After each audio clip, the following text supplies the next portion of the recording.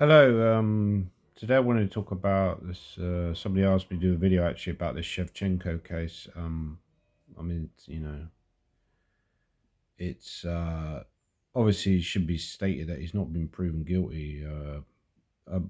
Probably what will happen is that this case will be sent to the FIDE committee to decide whether or not he's guilty, and they'll look at all the evidence that's involved. You obviously can't, it's a little bit like court of law, right? You can't prove somebody, you can't assume guilt. You have to sort of prove it. So what I think what happened was that he was playing in the Spanish league, and he played against a couple of people who played against Armin, and he played against Vallejo, and he won the second game. I mean, the second game did look a little bit engine-y, I'll be honest. Some people have made comparisons to the Rousis case. However, so one with Igor Rousis was that for several years he suddenly started going up, and I actually got into arguments with people online because I was quite adamant that he must be cheating. You can't improve that much in your 50s. I think it was like late 40s, early 50s when he started cheating. And he was going to the toilet and using the phone. There may have been other ways that he was cheating, but his games, when you looked at his games, they're incredibly clean. And people were like, oh, all he's doing is beating like weaker players, blah, blah, blah. The reality is, you're going to drop some points against those players. That's why he's the rating that he is. That's why he's 2460 or whatever he started out as. I mean, don't get me wrong, Rasmus was a good player. So he gained a lot of points, got the 2640. He was the highest rated player for his age group in the world, higher than Karpov, which is ridiculous. So Rouses did not play in the best tournaments because he would have realised he would have got exposed if he'd have played people like Magnus. Magnus, you saw Aaron with Neiman, he immediately reacted when he suspected Neiman. What's he going to do with Rouses? So, obviously Rouses did not play in tournaments like the Grand Swiss and so on. However, this is a slightly different case, I would say, because Shevchenko has played in some of the best tournaments. He's played and kind of done well. He did well in the Super Bet Rapid play. Was he cheating in that? It's hard to believe, right? He started well in that tournament, I think. He also played in European Championships. I do think he's a strong player. I do think he is probably 2600 strength, right? However, he may have been boosting. We don't know. I mean, now the problem is once the accusation is made, once there's some kind of evidence that something suspicious was going on, then people start to doubt all his past performances, which is a shame because he probably is quite, the evidence seems to suggest that he's a fairly strong player anyway.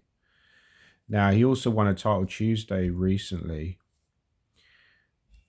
with 10 out of 11. And again, it's kind of maybe backs up what Kramnik's saying, that there's something suspicious going on with these title Tuesdays, with some of these performances online, because only a few days later, he's busted over the board. Now, if he was cheating over the board, it doesn't prove that he was cheating online, but it seems to make it very likely. Why would you sort of cheat over the board, which is a much tougher thing to do, and then don't bother to cheat online? That doesn't make any sense, right? Somebody did also mention that his interpreter in that Spanish league event, Daniel Jaffa. Now, I can't cast any shade on him at all, but Daniel Jaffa was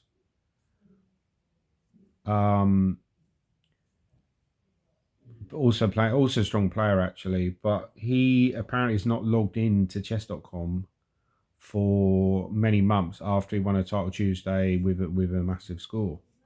With like an almost, I think he was maybe the first person to get 11 out of 11 or something like that, and he's not logged in since. I'm not sure about all this. This is just what I'm reading online. So is this part of a cheating ring? I mean, we just don't know, but it seems a bit strange. I mean, obviously there's no evidence to suggest that Daniel Jaffa is cheating at all. This is just something I've read on Reddit. Reddit is hardly a reliable source of information, I would say, but yeah, it does make you wonder now. I mean, I've had instances myself where I believe that people cheated against me over the board. There was one case where I was playing a game in London, and the guy was acting shiftily at the board. The game ended in a draw, but I was suspicious of him, and I'm been suspicious of him since. And there was another case where I was playing a player in a weekend event, and I got crushed in about 17 moves. And every time I made a move, he would get up and storm away, and it was like he was like some businessman making a call. Quite a strong player, like an IM, and he'd come back and play the best move. So that was obviously like, looking back, if I know what I know now about all this cheating going on, I would have made an accusation. I would have said something. But at the time, I was like, oh, yeah, okay. So I was kind of like in a bit of a blur. I was in my wilderness phase where I didn't really care, probably. But yeah, it does make you wonder how much cheating is going on. I do believe that although there's a lot of cheating online, the amount of cheating over the board is still pretty low, despite what some people say. But of course, you can't say for certain, but I do believe that it's quite low. It's also interesting that Shevchenko had a bad performance at the Olympiad recently, where the Olympiad, you can't cheat that easily. They have security barriers that you need to go. I need to clean my glasses, by the way. My glasses, I just got out of bed, it's like terrible. What is it, like nearly 9 o'clock in the morning? Yeah, the Olympiad is much tougher to cheat. There was a case several years ago. Actually, I think one of the Olympiads that I attended might have been in Turin, I believe. And one of the players in the Indian team, so this is before this Indian team became really, really strong. Because obviously it was strong back in the day because you had Anand, but after Anand it wasn't as strong. So it was easier to get in the team, possibly. And I think Singh won the Indian championships, but he'd always wear a massive baseball cap. And I think he was not 2,500 strength. And he played the Olympiad. He lost a couple of games early on, or he did badly early on, and he was basically dropped and he wasn't seen again, despite the fact that it's like a lot of rounds. So you'd expect him to come back at some point. Didn't come back, and no one ever really heard anything about him since. So the Olympiad is got very strict security rules for tournaments for people playing in the event. It's very, very hard to cheat. However, with most tournaments, like the Spanish League, it's probably not that hard. In my opinion, I agree with Vallejo Pons, what he's saying, that they should have some kind of security apparatus at every event. So they should have scanners. They should have, like a sort of security checkpoint. When I played down to Cante earlier this year, they had people kind of looking to sort of like pat you down before the game and all that kind of stuff. It's quite a serious thing now, obviously, the cheating that's going on.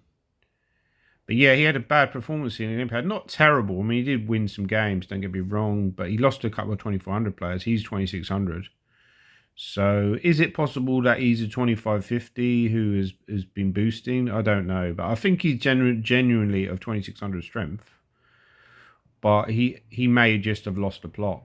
I mean, that's kind of my feeling on it, that if he has cheated, he's kind of lost the plot, and people are like trying to defend him, which is fair enough. But at the same time, you should also defend the people that have been cheated against, because there's not enough made of that. I mean, people were like defending Rousis, for example, even after he got caught and said, oh, he's old and so on. He's like got bad health. And sadly, he died. He got his GM title stripped.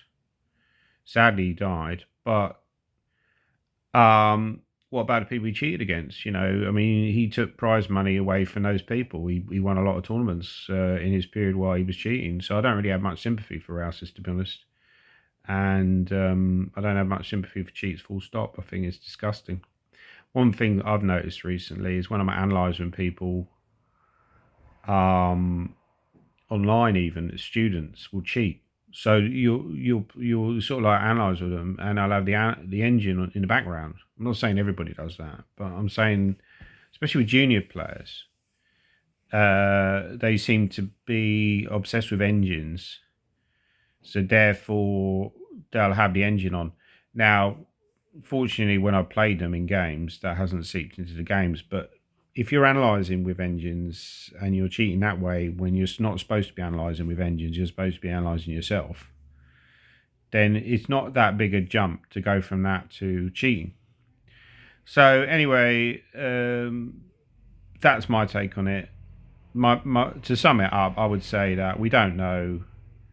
Let's not jump to conclusions about this case. It doesn't look great, and but I do think that Shevchenko, even if he has been proven to be cheating, is a strong player. What sort of ban should he get? In my personal view, I think something like strip the player of their grandmaster title, because that's going to serve as a deterrent. That's why I'm with Rousis. So I think they'd probably do, if he was proven guilty, we don't know. Strip Shevchenko potentially of his grandmaster title, and if he's 2600 strength, then he can just come back and get it back in future, and potentially ban him for something like 5 years. It needs to be a fairly lengthy ban. I don't potentially agree with banning him for life. I think that's maybe too much, but I would say ban for like at least 3 years, possibly 5. Anyway, please leave your thoughts down below. God, I look terrible, right? Yeah, I need to sort myself out, lose a bit of weight. Lost a bit of weight recently, but still fat. Yeah, well, don't think Shevchenko will be in title Tuesday. I presume chess.com. But yeah, it'd be interesting to see, actually, because he's also apparently down to play in the European Club Cup later this week. I think it maybe starts this week or this month. But he's down to play in these kind of events. And is he going to play title Tuesday? Because, okay, it's not been proven yet, this accusation. So in theory, he could still play title Tuesday. Chess.com potentially haven't banned him. But I've been very surprised if he's going to play title Tuesday this week. Anyway, please leave your thoughts down below. And thanks for watching the video.